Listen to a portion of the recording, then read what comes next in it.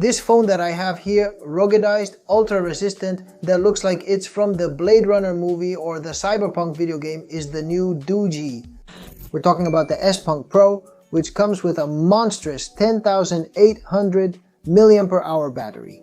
An expandable RAM memory up to 20 GB, internal memory of 512 GB, and a 6.6-inch full high-definition screen.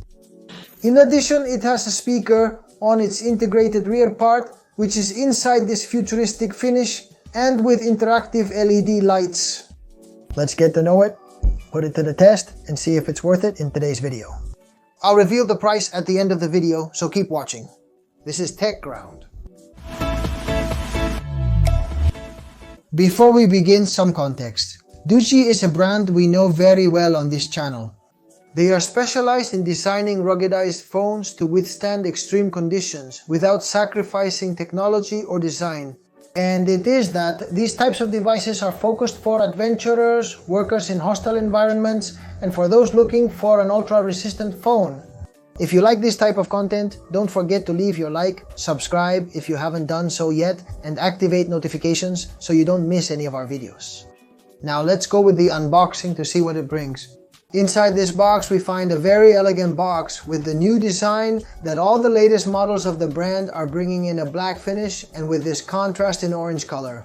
Where we can find on the front the brand name and model. On the edge we also see the model name, the back part. We'll look at the basic features and open the box to see what's inside. Let's open it. We find the phone, the smartphone. Right here inside the little plastic bag tucked just underneath, we see the applicator for the screen protector and the accessories. Transformer with 33 watts of power for fast charging, European connection, and Type-C rear connection. For the cable that we have around here, a cable of approximately 1 meter more or less, and that comes with the two USB-C terminals on both sides. We lift the little plastic box and we see here the specific absorption rate certification for the issue of radiation and frequency emission. A screen protector, for which we also got the accessories, in the other little bag on top, the warranty card, and of course the user manual.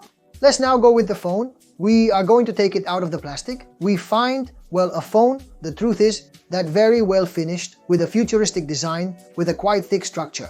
Upon removing the front plastic, the camera module at the back draws attention, housing the speaker. This would include everything inside the box. We have here the warranty card, as you have seen, the specific absorption rate certificate, the transformer, the power cable, the user manual, the additional screen protector, the accessories to be able to put the protector and the device. We've already unboxed the device. Now it's time to talk about its dimensions, its weight, its material finish, and its design. And it would have a size of 17.85 centimeters high, 8.3 centimeters wide, and a thickness at its widest part of 2.5 centimeters and at its narrowest part of 1.8 centimeters. In a finish of polycarbonate materials, also mixing with the rubber and rubber that have its edges, it will have a weight of 421 grams. It's a phone that is not light at all, it's not thin, it's not a phone to use with one hand, as we are going to do with the rest of the smartphones. But its resistance justifies it, as it comes with military certifications, military standard 8010H, ingress protection 68, and ingress protection 69K, which guarantees us resistance to extreme weather, falls, shocks, water, and dust. With a design that seems to be brought from the future, as I mentioned in the header of the video. And it has a finish that is minimalist, in quotes, but that does not go unnoticed, since on its back we find this textured finish in the form of a mesh, which has two lines that converge from top to bottom and open again, where we have an LED for when the device is charging, the brand name at the bottom. And if we go up to the camera module, we find what looks like a kind of fan, which is nothing more or less than a built-in 4W speaker. There we also find the two cameras, the main camera of 50 megapixels and the 2 megapixel macro camera. Right on this side here, we find two bands, two LEDs that I have set to a click to turn on what would be the flashlight or the lid for taking photographs or videos. And on the other side, 2 bands, which will serve us to change the light in the notifications of calls, alarms, etc. And we can choose between 3 colors, blue, green and red, which, as I tell you, is a very attractive design that deviates a bit from the standard of ruggedized phones.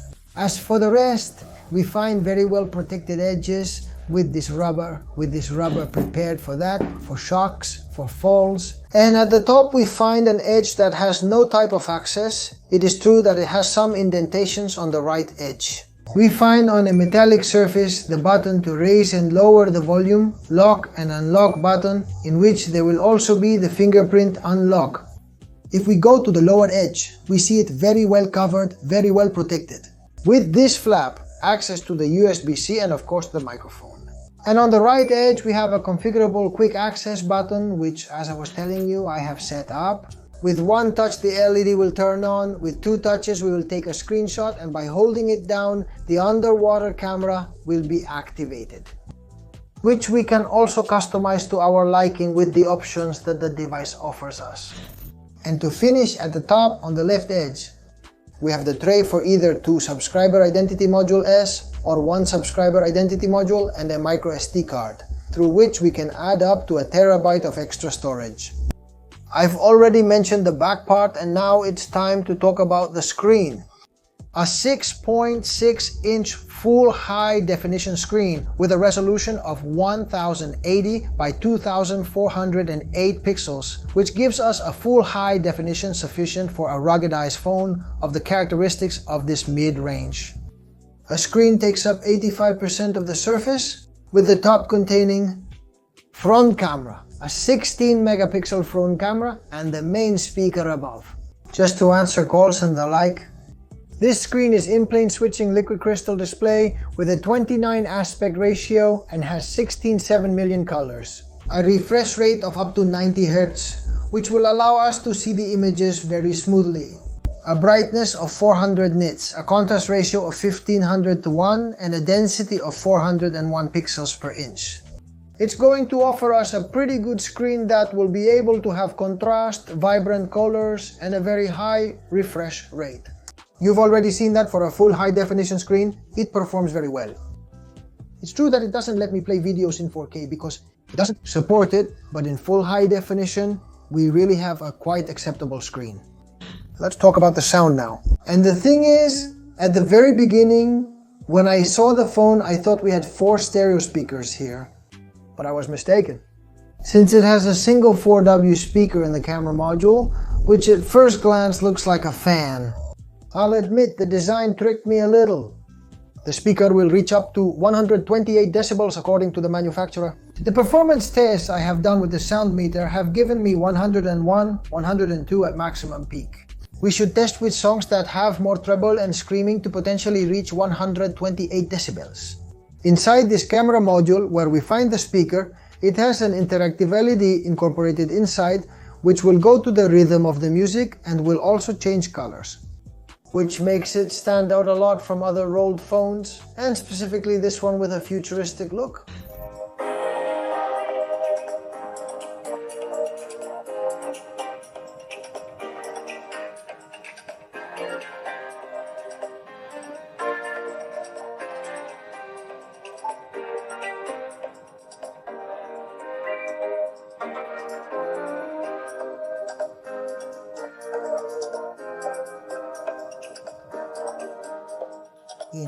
In terms of performance, inside it has a Unisoc T7280 octa-core processor at a maximum frequency of 2.2 GHz augmented reality graphics, Mali-G 57 megapixel one. A physical 8 GB RAM can be virtually expanded up to 20 GB. A RAM of up to 20 GB is a physical 8 GB RAM, but we can expand it up to 20 GB virtually. In Antutu, it comes with a score of 312,997 points, above 63% of the current devices. It comes with Android 14, dual-band Wi-Fi 5, near-field communication technology to be able to pay wirelessly. And the truth is that it behaves very smoothly in the video games that I have been testing, such as Asphalt, Call of Duty, or even Marvel. And I had the feeling that I was truthfully on a high-end phone. Not because of the graphics, obviously, because it doesn't have the resolution or those nuances that more advanced screens might have, but in terms of performance, as it hasn't heated up, it has handled the games very well. And everything very smoothly, as mentioned. Now let's talk about the cameras. This phone is obviously a mid-range one. It's not a phone that comes with super advanced cameras, as it comes with rather basic cameras. And let me tell you a bit about the device. It has a main camera of 50 megapixels with artificial intelligence with an f1.75. And it's going to give us a maximum quality of 1080, and in video we can also reach 1080 at 30 frames per second. It also has another camera on the right side, which is the camera that will handle macro photography, which has an f2.4. The truth is that, well, we have two cameras, a maximum digital zoom of 4, which will do sensor cropping, and a 16 megapixel front camera with an f2.0. We leave you here some tests so that you can see for yourselves the quality of the cameras. And it is that this phone should, for the truth that it behaves in an acceptable way. They are photographs or videos of qualities of 1080. It doesn't have great performance, it doesn't have much dynamic range, but at night, it is true that I have noticed that limitation about. Despite the front camera capturing 30 frames per second, I haven't mentioned all the videos since the video. Take a maximum 720p video at 30 fps. And while I see that it gives little jumps, which in the end the sensor is squeezed a little when it is. Nighttime needs, but well, quite acceptable for the device, which is for the range in which it is. And well, judge for yourselves, what do you think of the tests we have done both day and night? Front camera daytime conditions of this Fuji Spunk, in which we have a maximum resolution of 720 at 30 frames per second. This is how it looks, this is how it sounds. There's a bit of wind, but this would be the result of this front camera. Give me a little light so you can see the dynamic range. Here my face gets dark. You judge for yourselves. That this front camera offers front camera night conditions. This is how it looks. This is how this camera of this Doogee Spunk Pro sounds. It seems to fall a bit short in terms of frames and quality, but here is the test for you to see for yourselves. Have you seen the cameras yourselves? A bit limited. It seems to me that it's quite tight in terms of camera qualities. It has a night camera, but I haven't noticed much difference. As soon as I also put the 50 megapixel camera, I didn't notice much difference with the automatic mode either. That being said, the macro is quite acceptable with 2 megapixels. The good sensor, having fewer megapixels, works a bit more effectively. It fills in a bit more of the information. From the tests, the macro was my favorite feature of these cameras. How about the battery? This is the crown jewel in this phone, in this type of devices, as it has 10,800 milliamp hours, which will give us more or less autonomy, a performance of up to 3 days, using it continuously as we usually use a smartphone. And I have seen here that it gave me up to 40 days if I put it in the maximum saving mode, which if we go to the mountain and we just have to be communicated. Now we have a phone that will easily last us a couple of weeks without charging. Obviously, to the extreme of using it every now and then, as we are going to do in our day-to-day. The good thing about this Doogee Spunk Pro is that we have on-the-go technology, which will also allow us to charge other devices. Here you will see the test that I have done with my phone, and it offers me fast charging. And that the truth is that it's a great point, since we have a phone that also serves as a power bank. And well, these have been all the main features of this Doogee Spunk Pro. We also leave you a table here so you can see the difference with the normal S-Pack. And we have, well, a better screen. We also have a better processor, and well, for the difference, it's 75 euros what the difference is. The normal S-Pack is around 175 euros, and this S-Pack Pro will be around 250 euros. And my conclusion of positive things that I would take from this S-Pen Pro would be the speaker, which honestly has surprised me quite a bit. It doesn't have exceptional quality, but it does have a good level of audio. It sounds quite good. Another positive thing is also the design surface it has within this Android 14, which has just the right applications. It comes with a ton of applications with folders made. That's something I appreciate in a phone, as I think they are unnecessary and take up space. And I don't see it being convenient to have so many applications. Then, in the ones you want, you install them, and that's also very good. The battery issue is a battery with a lot of autonomy, a 90Hz screen that looks quite good for the range in which this phone is and the price it has, and, above all, the resistance. A ruggedized phone that resists falls, water, and submersion. These are positive points that I have seen from this phone, and if I have to find any fault, it's just that in the price range it's in, well, I don't know. I think there may be alternatives that are similar or a little better. And what has really disappointed me a bit were the cameras. I was hoping that having 1080 at 30 frames would record more smoothly. Have you seen the result already? Apart from that, a quite economical phone, a heavy large phone aimed at a target, at an audience that specifically looks for this type of devices and also has a protected screen. This Corning Gorilla Glass that it comes with, which is really well designed, has a very attractive aesthetic, this futuristic design. And that's it. I would like to know what you guys think. Leave me your opinions, your questions in the comments. If you have any Russianized phone, did you know the brand? Did you know the UJI? And that's it. With this, I bid farewell and thank you for your presence. Drop a big like. Subscribe if you enjoyed this video and haven't yet. It's free and greatly supports our content creation. And of course, turn on notifications so you don't miss the next videos we bring of all kinds of technology here on the channel.